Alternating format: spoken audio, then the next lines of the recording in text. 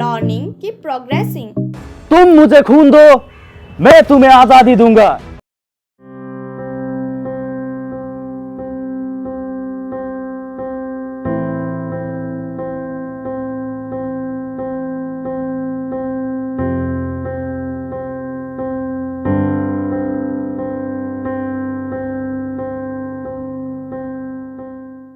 हरे Krishna sir, sir आज हामी कुन विषयलाई लिएर चर्चा गर्नेछौँ? हरे कृष्ण सबैलाई र आज फेरि पनि तपाईहरुलाई keep learning keep progressing program साथै कक्षामा धेरै धेरै स्वागत जनाउँदछु। र हाम्रो अस्मिताले प्रश्न राखेको अनुसार आज कुन विषयमा हामी चर्चा गर्ने हो र हामी आज यस्तो एउटा महान व्यक्तित्व जननेता आजाद हिन्द फौजका संस्थापक साथै कमान्डर हाम्रो प्यारो सुभाष चन्द्र बोस जीको बारेमा आज हामी चर्चा परिचर्चा गर्ने छौं। र सबैजना रेडी छ होला नि? हजुर सर।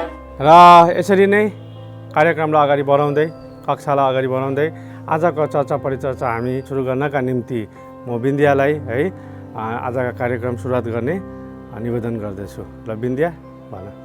हवस् सर।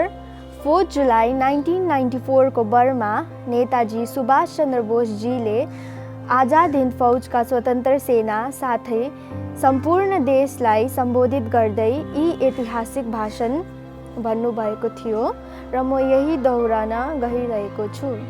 दोस्तों, स्वतंत्र संग्राम में मेरे साथ देने वाले साथियों, आज मैं आप सभी से एक बड़ी मांग करता हूँ। मैं खून की मांग करता हूँ। यह खून ही है जो हमें दुश्मनों से खून की बदला ले सकती है। केवल खून ही हमें आज़ादी की कीमत चुका सकती है। तुम मुझे खून दो, मैं तुम्हें आज़ादी दूंगा। वाह, अति सुन्दर।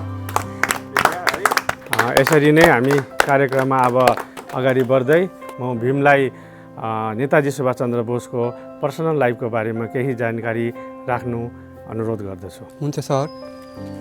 महान नेताजी सुभाषचन्द्र बोसको जन्म आजकै दिन 23 जनवरी 1897 मा भएको थियो। उहाँको पिताको नाम जानकी बोस हो र माताको नाम प्रभावती हो। उहाँको शिक्षा धेरै इन्स्टिट्युटबाट भएको थियो। उहाँले बिए फिलोसफी गर्नुभएको थियो। उहाँको इन्स्टिट्युट धेरैबाट भएको थियो भन्नै पर्दा Scottish Church College, Presidency College, University of Calcutta, University of क्याम्ब्रिजमा भएको थियो। भेरी गुड भीम है। र एकदमै इम्पोर्टेन्ट जानकारी हामीले पायौँ है। कसैको लाइफको जानकारी एकदमै हामीलाई अर्जित गर्न साह्रो पर्छ र भीम भाइले एकदमै राम्रो जानकारी हामीलाई दियो। र यसै क्रममा अगाडि बढ्दै अब म रमुलालाई निवेदन गर्न चाहन्छु कि उहाँको पोलिटिकल लाइफको बारेमा तिमीलाई के थाहा छ है, त्यो कुराहरू हामीसँग साझा गर। हुन्छ सर। महान नेताजी सुभाष चन्द्र बोस उहाँ 18 जनवरी 1938 देखि 29 अप्रिल 1939 सम्म इन्डियन नेसनल कङ्ग्रेसको प्रेसिडेन्ट हुनुहुन्थ्यो र 1939 देखि 1941 सम्म इन्डियन नेसनल कङ्ग्रेस फरवर्ड ब्लकको अध्यक्ष पनि हुनुहुन्थ्यो र साथै उहाँले बतुर र मेयर अफ कलकत्ताको पनि जिम्मेवारी लिनुभयो। बादमा गएर उहाँले आजाद हिन्द फौजको फाउन्डर लिडर पनि गर्नुभयो। अनि 4 जुलाई 1943 देखि 19 अगस्त 1945 मा सुप्रिम कमान्डरको रूपमा नेतृत्व गर्नुभयो। Thank you. खुबै राम्रो रमुना।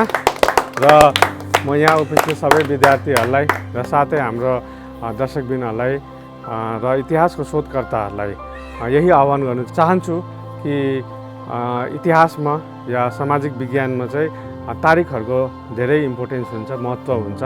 र अहिले रमुनाले जुन तारिख राख्नुभयो इतिहासको नेताजीसँग सम्बन्धित, त्यसरी नै भीमले पनि जुन तारिख राख्यो र अगाडिको दुईटा विद्यार्थीले पनि जुन तारिख राख्यो, यो तारिखलाई एकदमै सम्झिने र याद गर्ने र यसको विशेषतालाई कहिले पनि नभुल्ने आह्वान र निवेदन पनि गर्दछु। र यसै क्रममा अगाडि बढ्दै म हाम्रा बिच सुजाता राईलाई नेताजी र एउटा ऐतिहासिक दिन 5 जुलाई 1943 को बिचमा के सम्बन्ध छ त्यसको बारेमा केही जानकारी हामी समक्ष साझा गरिदिनु। अवश्य। 5 जुलाई 1943 को दिन नेताजीले सिङ्गापुरको टाउनमा आजाद हिन्द फौज को सुप्रिम कमान्डरको रूपमा सेनाहरूलाई सम्बोधित गर्नुहुँदै चलो दिल्लीको नारा दिनुभएको थियो र साथै जापान सेनाहरूसँग मिलेर ब्रिटिस आर्मीहरूको विरोध बर्मामा सहित इम्फाल र कोइमामा मोर्चा लिएको थिए। खुबै राम्रो सुजाता है, तिमीलाई पनि धेरै कुरा इतिहासको बारेमा धेरै जानकारी रहेछ। Happy for you. र यसै क्रममा अगाडि बढ्दै अब म कृष्णलाई नेताजी सम्बन्धित है इतिहासमा उहाँको पनि अरू के कुराहरू तिमीलाई थाहा छ भने के ज्ञानहरू छ भने हामीसँग साझा गर। हुन्छ सर। 6 जुलाई 1944 उहाँले रङ्गुन रेडियो स्टेसनबाट महात्मा गान्धीको नामबाट एउटा प्रसारण जारी गर्नुभयो, जसमा त्यस बेलाको एउटा निर्णायक युद्धदेखि उहाँको विजयको निम्ति उहाँलाई आशीर्वाद र शुभकामना मागे। खुबै राम्रो। र अब है अहिलेसम्म हामीले सुभाषचन्द्र नेताजीको बारेमा धेरै कुराहरू है एकअर्काबाट सिके बुझ्यौँ है। र यसै क्रममा अगाडि बढ्दै अब म ग्रेसबाट है अहिलेसम्म जानेको कुरा बाहेक है अरू के थाहा छ है यसो हामीसँग साझा गर, हाम्रो माझ राख। हुन्छ सर। नेताजी सुभाष चन्द्र बोस स्वतन्त्र सेनानी देशबन्धु चित्तरञ्जन दासबाट इन्सपायर हुनुभएको थियो र उहाँलाई गुरुको रूपमा हेर्नुहुन्थ्यो। उनी जवाहरलाल नेहरूसँग मिलेर कङ्ग्रेस पार्टीको अन्तर्गत युवाहरूको इन्डिपेन्डेन्स लिप सुरु गर्नुभएको थियो। 1927 मा साइमन कमिसन भारत आयो। कलकत्तामा नेताजीले विरोध आन्दोलन नेतृत्व गर्नुभएको थियो। 26 जनवरी 1931 को दिन कलकत्तामा उनले राष्ट्रध्वज फहराउँदा एउटा विशाल मोर्चा नेतृत्व गर्दा ब्रिटिस आर्मीले उनलाई लाठीचार्ज गरेर घाइते पारेको थियो। एक्सलेन्ट ग्रेस है, धेरै राम्रो इन्फर्मेसन। र हाम्रो आज यो प्रोग्राम यो कक्षा एकदमै होलिस्टिक हुँदैछ है। र सर, म पनि एक दुई शब्द राख्न चाहन्छु। म अल इन्डिया फरवर्ड ब्लकको बारेमा केही कुरा राख्न चाहन्छु। All India Forward Bloc was a left-wing nationalist political party. It was emerged as a faction within the Indian National Congress in 1939, led by our beloved Netaji Subhash Chandra Bose. It was formed on May 3rd, 1939 in Makur, Unnao, Uttar Pradesh by all the freedom fighters who resigned from the presidency of Indian National Congress after being outmaneuvered by Mohandas Karamchand Gandhi. Thank you. Very good. Very good. I am always impressed by you है, you are doing very well. र यसरी हामी अब यस कक्षाका आजका कक्षाका अन्तमा नै आइपुगिसक्यो है। कक्षा समाप्त गर्न त मन लाग्दैन, तर अब यो यसरी नै चल्छ है, हामीलाई विराम लिनै पर्छ। र अन्त गर्नका निम्ति यस कक्षालाई सक्सेसफुली अन्त गर्नका निम्ति आज हामी समक्ष महाविद्यालयका एउटा विशेष छात्र पनि यहाँ उपस्थित हुनुहुन्छ र उहाँ हुनुहुन्छ सचिन नेपाने ज्यू।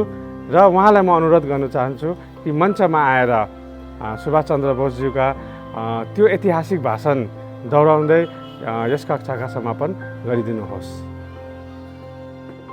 Thank you sir. र आज म किप लर्निङ किप प्रोग्रेसिङ प्रोग्रामको हिस्सा बन्नु पाउँदा आफूलाई सौभाग्य ठान्छु। र त्यति मात्रै होइन, आज स्वतन्त्र सङ्ग्रामी हाम्रो देशको महान नेता नेताजी सुभाष चन्द्र बोसको जन्मदिवसको दिन उहाँकै ऐतिहासिक भाषण भन्न गइरहेको छु। र म आफूलाई सौभाग्य ठान्छु र अलिकति नर्भस पनि भइरहेको छु। र म जति सक्दो उहाँको त्यस ऐतिहासिक भाषणलाई तपाईहरुको समक्ष राम्रोसँग प्रस्तुत गर्न सकूं भन्ने आशा राख्दछु। स्वतन्त्रता संग्राम के मेरे साथियों, स्वतंत्रता बलिदान चाहती है। आपने आज़ादी के लिए बहुत त्याग किए हैं, किंतु अपनी जान की आहुति अभी बाकी है। मैं आप सब से एक चीज मांगना चाहता हूं और वो है खून। दुश्मनों ने हमारे जो खून बहाया है, उस खून का बदला उसी खून से चुकाया जा सकता है। इसलिए तुम मुझे खून दो, मैं तुम्हें आजादी दूंगा। तुम मुझे खून दो, मैं तुम्हें आजादी दूंगा। तुम मुझे खून दो, मैं तुम्हें आज़ादी दूंगा। और इस प्रतिज्ञा पत्र पर साधारण स्याही से हस्ताक्षर नहीं करना। और वो आगे आए जिनकी नसों में भारतीय का सच्चा खून बहता हो, जो अपनी प्राण की मोह अपनी देश से ज्यादा ना हो और जो आजादी के लिए स्वार्थ त्याग करने के लिए तैयार हो। जय हिंद, वंदे मातरम, जय हिंद, वंदे मातरम, भारत माता की जय।